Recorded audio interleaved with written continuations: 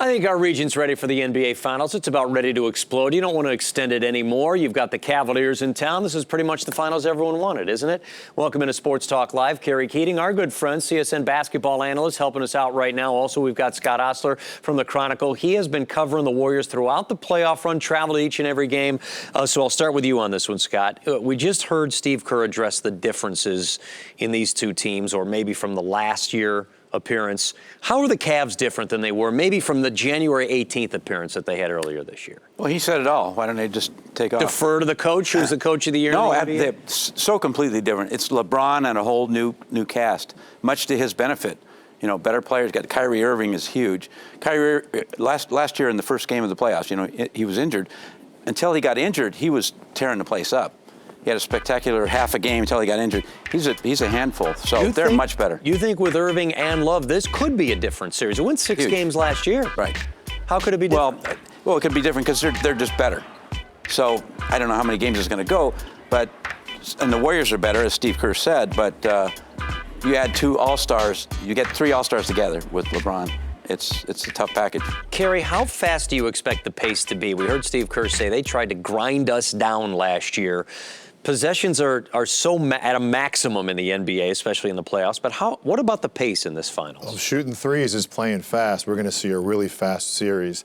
You know, out here in the Bay, we're accustomed to Clay and Steph, the Splash Brothers, threes coming from all angles in Oracle, even from guys like Iggy and Barnes, and to an extent Draymond. But the Cavs are actually shooting the three better in the playoffs than the Warriors are, and sometimes at a faster clip.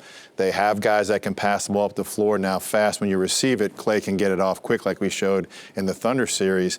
But they're shooting a better percentage. They have all but 2 guys on their team shooting over 40%. There's only 4 guys on the Warriors team. Now, albeit 2 of them are Steph and Clay. Are pretty good ones, right? That are over 40%. So when you're looking at percentages, it could come down to that. And what's probably an even matching up, a better matchup for the Cavs than the Thunder had. If we see the Cavs try to slow it down from time to time, is that desperation? Or could they use that to their advantage? Well, they might have a better post game with Kevin down there. Obviously, with LeBron being able to play down there, the post game has kind of gone by the wayside in today's game. You see the effect that the Warriors have had on the Cavaliers becoming a 3-point orientated type team. They set the record for the most threes in a playoff game. Not the Warriors, the Cavs. And again, as I mentioned, a lot more guys that can play at that magical number, over 40% from 3. When you have 6, 7, sometimes 8 guys, you can put 4 of those guys on the floor at one time.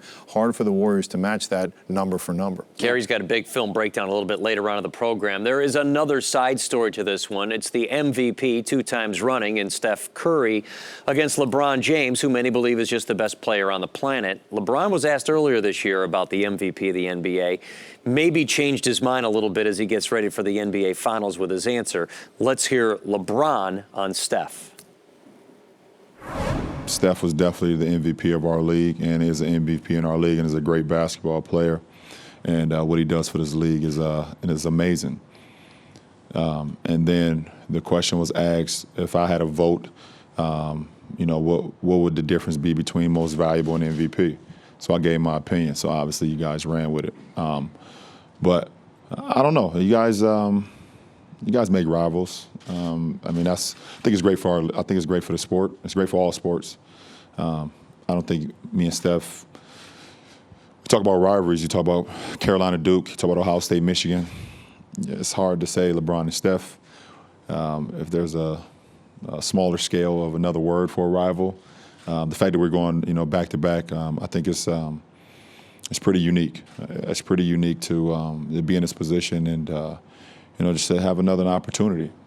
You know, and another opportunity for guys to write about it, for us to play it, for people to talk about it throughout the world. And you know, I'm blessed that I can be a part of conversations. Rivals, huh? Rivals. LeBron and Steph probably not going to guard one another much. Maybe LeBron will try to slow Steph a little bit. Rivals or a chance to show ultimate supremacy among the 2 biggest names in the game right here? Huge rivalry. You think it is a big rivalry, huh? And Steph won't address it. He addressed it as in Steph typical fashion today. But yeah, huge rivals. You got one guy who calls himself the king. He actually, without any irony at all, he calls himself the king. It's in his Twitter handle. Right? And how many kings can there be in a kingdom? I think of it as, I remember it from history, usually 1, right? And he wants to be the guy, and now he feels himself being pushed out. He doesn't like that. And Curry doesn't like the way he's being treated by people, including King James, who makes it sound like he was tricked into answering that question. He wasn't. He basically knew what said, he was saying. Steph's the MVP, I'm the best player. So there's a rivalry, big time. Kerry, how do you look at these two? I mean, this is. Are you talking about headliners? I mean, I know it's Cavs and Warriors, but ahead of the title, wouldn't it be Steph, LeBron? Well, currently it is because Steph's the reigning MVP. We all know what LeBron's capable of doing. He's put his team now in the 6th straight NBA Finals appearance. It's going to be about marking territory. Yeah. You know, it's going to be about marking the territory early. You have 2 alpha dogs, different types, different body types, different types of games, same results in that they're both in the NBA Finals. Humble superstars. I think, you know, when you following the teams away from the court, even away from social media, Scott, you'll probably see how humble these guys really are. But they handle it well, and they put their teams in a position to now get an NBA championship, so it's going to be who comes on top first. And throwing in the little marketing angle, the shoe rivalry, you know. Oh, Steph's the that's new right. shoe king. Yeah. LeBron used to be the shoe king. That's big in basketball, so it's on. It is. There's another alpha dog on the floor. He wears the Warrior colors, but he's in a little bit of trouble, and that's Draymond Green. By trouble, I mean one more flagrant one. He gets suspended a game. 2 more technicals, you get suspended. How physical can he afford to be early in this series, knowing that he's that close to getting kicked out? He can be physical. He just has to be smart. He has to be physical. There was a game, I think it was Game 6. Steven Adams, who has hands about this big, came down with a rebound. Draymond reached over, snatched the ball away from him, just took it out of his hands. He's got to play that kind of physical game, but he's got to play smart. He can't, if he's fouling a guy, he can't do the karate chop follow through and stuff. He just got to play smart. He's hard but smart. How about provoking him? Do you think that's something the Cavs try to do just to test him a little bit, see where they can get his attitude? I don't know if they'll bring anybody off the bench to try to do that. I think they have some savvy veterans by way of a guy like Richard Jefferson that may be able to figure out a way to do that without being detrimental to the product of the team. Draymond's important. As we talked about Steph being the alpha dog, Draymond fancies himself as the energy guy. And although we're going to have the energy here in Oracle for 4 of the games, he's going to have to really provide that when they head out to Cleveland. Plenty more Warriors to come. Don't go anywhere. We had you covered for game number 1 of the NBA Finals Thursday, 90 minutes before tip-off. Warriors playoff central. Then immediately after the game, we've got your Papa St. Helena, our entire crew out there at Oracle for the post-game party. All right here, CSN Bay Area.